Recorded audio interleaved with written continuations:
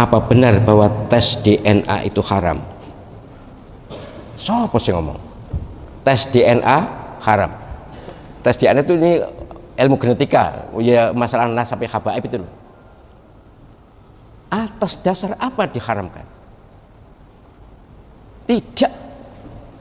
Kalau kecuali ada temuan betul-betul diharamkan, apalagi kalau ini darurat, ini penting, ini urgent. Al-hajah tanzilu manzilat ad-darurah. Kepentingan atau kebutuhan itu menduduki posisi darurat. Nah, wad darurat itu tubihul mahzurat. Keadaan darurat itu membolehkan sesuatu yang mestinya tidak boleh. Ini tidak ada dalilnya yang melarang kok diharamkan. Ya saya sejujurnya saya pernah menonton dikirimi video Habib Rizik menyatakan orang yang ngaku habaib wajib tes DNA. Wajib kok diharamkan piye? Jadi Habib Rizik Syihab itu menyatakan bahwa tes DNA itu harus untuk mengklarifikasi status seseorang yang ngaku keturunan Nabi. Itu bagus kan? Sebab gini loh masalahnya itu. Keturunan Nabi, ngaku keturunan Nabi itu boleh tapi tidak bagus. Tidak ngaku itu lebih baik dan lebih ikhlas. Sebaliknya, bukan keturunan Nabi, kok ngaku keturunan Nabi, wah dosa besar. Dan itu haram surga. Nabi SAW yang dawuh, siapa yang mendakwa menyatakan bahwa dirinya keturunan seseorang bukan ayahnya, maka dia haram surga. Ngaku keturunan loh, bukan naruh nama istri dengan nama suami, itu lain, itu bukan ngaku keturunan. Ya ini saya menghimbau para habaib, sudahlah panjenengan seleh saja. Andai kata panjenengan keturunan Nabi, toh tetap dihargai oleh Allah SWT, oleh malaikat, tetap diakui. Tapi nek bukan keturunan Nabi kok ngaku keturunan Nabi, dosa besar. Jadi luwih apik keturunan Nabi gak ngaku keturunan Nabi, gak ngumum nih, daripada ngumum nih. Tapi umpama ngumum nih pun boleh, nek asli keturunan Nabi. Lah nek ora, jelas dosa. Ya mohon maaf, kenapa sih ngotot-ngotot diakoni keturunan Nabi? Kenapa? Wahai para orang yang ngaku keturunan Nabi, kenapa kalian ngotot ingin diakui keturunan Nabi? Kenapa? Andai kata benar penjalan keturunan Nabi, lebih bagus diam, lebih bagus sembunyi, tidak usah ditunjukkan, supaya tidak riak, supaya tidak mengganggu akidah, tidak mengganggu akhlak, tidak mengganggu pikiran, tidak mengganggu hati kita. Ini saya menghimbau pada sahabat-sahabat saya, sudahlah, andai kata penjaringan keturunan Nabi beneran, ya sudah, biar orang bilang bukan keturunan Nabi. Tapi kalau secara penelitian, secara DNA sudah jelas dibuka di umum, kok penyembah ngotot, itu masalah, yang masalah pada penjenengan sendiri. Kasihan saya.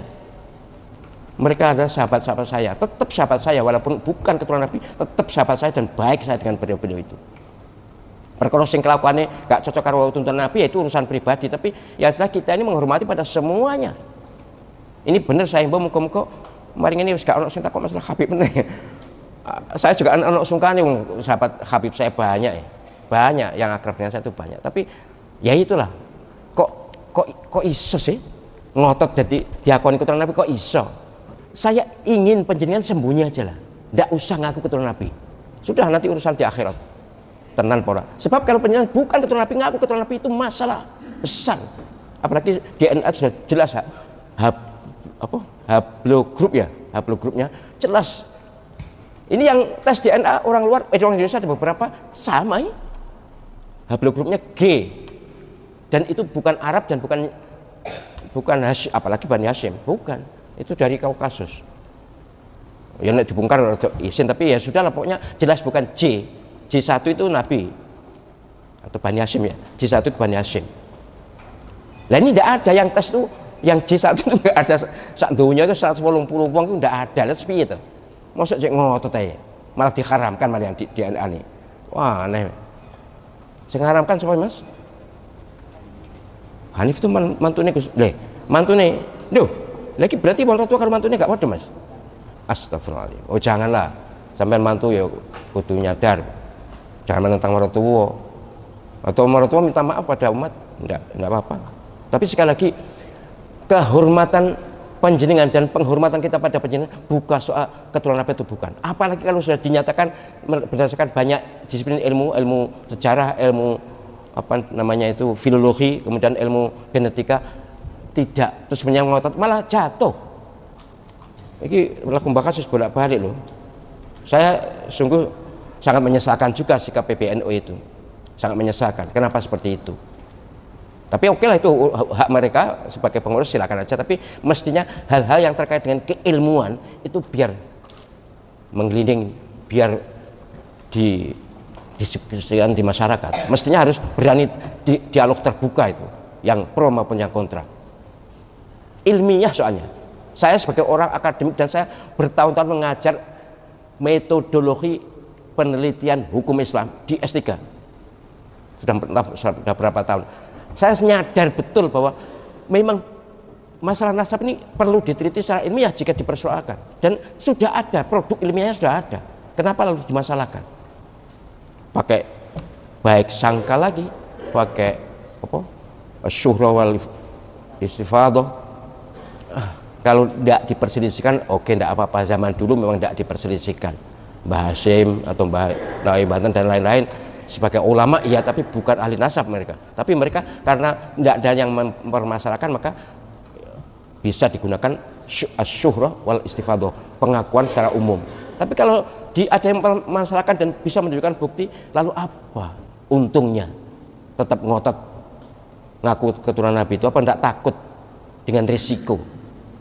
Nanti baca surat Al-Ahzab ayat 2 dan seterusnya itu, betapa Allah SWT murka kepada orang yang menasabkan bukan keturunannya. Menasabkan, mohon dibedakan antara panjenengan istri, kemudian namanya ditambahkan suami. Misalnya Mas Khalid, istri apa jenis Mas?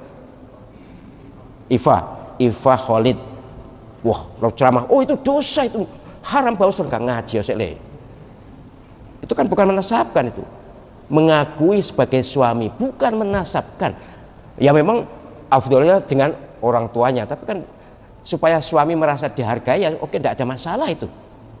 Yang dilarang oleh Allah SWT itu mengalihkan nasab. Misalnya yang di surat Al-Ahzab itu Zaid bin Muhammad, padahal jelas bukan bin Muhammad tapi bin Harithah kan. Itu yang dilarang, dan itu bisa diambil, dipetik sebagai pelajaran untuk para siapapun yang ngaku keturunan Nabi, supaya orang-orang ini segera menyadari bahwa masalah nasab ini sesungguhnya tidak ada pentingnya untuk diperdebatkan.